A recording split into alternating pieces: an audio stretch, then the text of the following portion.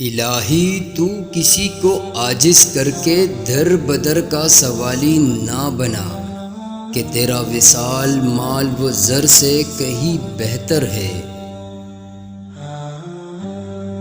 اپنے دل کو نجاست خطرات سے پاک کر لے تاکہ تجھے وحدت حق مل جائے۔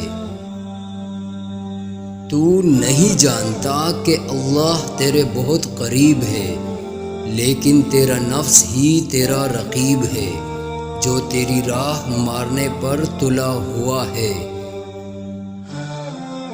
جب اس میں اللہ ذات طالب اللہ کے وجود میں تاثیر کرتا ہے تو اس پر رنگ معرفت چڑھتا ہے اور وہ مرتبہ کمال پر پہنچ جاتا ہے۔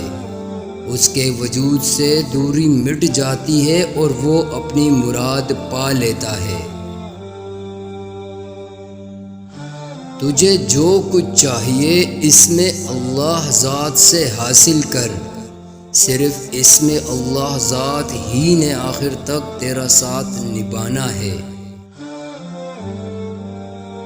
الہی مجھے لذت دیدار بخش اور میرے دل پر لذت دیدار کا نزول فرما۔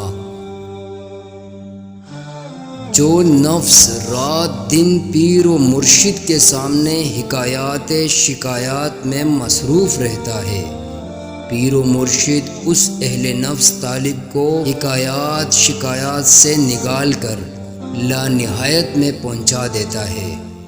نفس جو اس مقام نور پر پہنچتا ہے تو 100 شکر بجا لاتا ہے، طرح طرح کی نعمتیں اور گانے گاتا ہے، شیری دودھ اور شہد پیتا ہے اور تن پر اطلس کا زری لباس پہنتا ہے۔